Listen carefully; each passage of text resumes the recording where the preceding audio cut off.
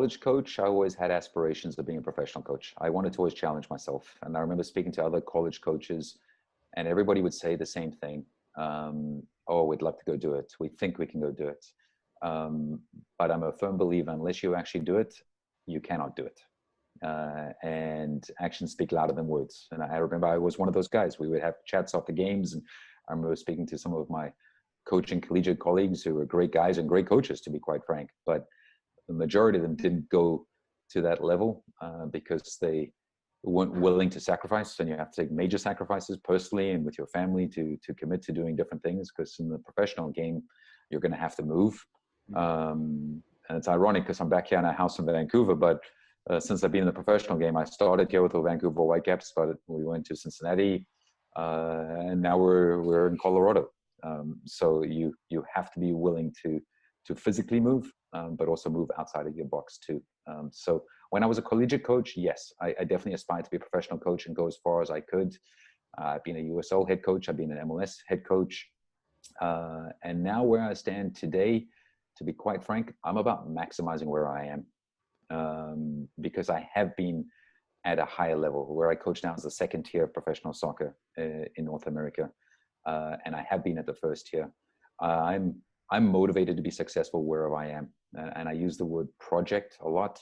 This is a project where I am, and I'm motivated to maximize the project as much as I possibly can. And if I go to what people may perceive as a higher level in North America or somewhere else, so be it. I just want to be as good as I can possibly be in whatever environment I'm in. Talk about getting the opportunities with the USL team and the MLS team. So I left the collegiate game. I went to be a scout first with the Vancouver Whitecaps, or a Major League Soccer team.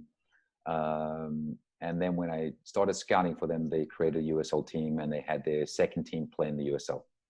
So I got to work primarily with a lot of younger players in the environment, but work for a big club.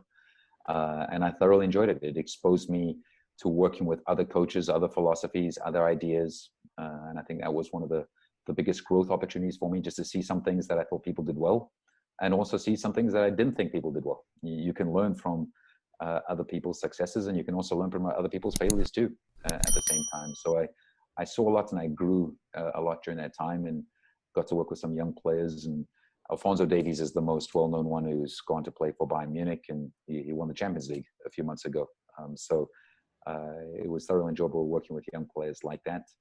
Then I left to go to Cincinnati and wore every hat on the rainbow when I started off there. And then I became their USL head coach. We had a lot of success. We won the USL. And then we went to MLS, and I became the MLS head coach. So it didn't just happen overnight. I had to have had a lot of success in different places and work incredibly hard to get there. But then probably one of the best professional things that could have happened to me, it happened to me. And it's bizarre to say that. But for the first time in my entire coaching career, I'd coached in 5 or 6 different places. I'd been successful. We had a short little window of a few weeks where we weren't successful, and I got dismissed. And that happens in professional sports.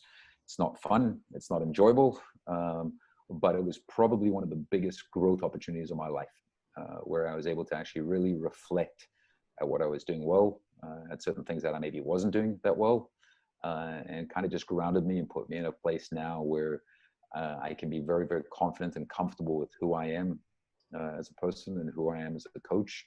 And it's what really allows me just to be in the moment, enjoy what I'm doing. And that was part of the question you asked earlier. That's why I can actually enjoy being the Switchbacks head coach. I don't want to be coaching anywhere else other than the project that I'm in at that particular moment. It's very much about being engrossed with what you're working on. It's almost like a little kid being thrown into a sandpit, and you're in the sandpit, go make the most of it. And that's just the sandpit you're in. So whichever sandpit I'm going to get thrown in, I'm going to go make the most of it. And whenever the day comes that I move to a different sandpit, I'm going to go make the most of that sandpit that I have.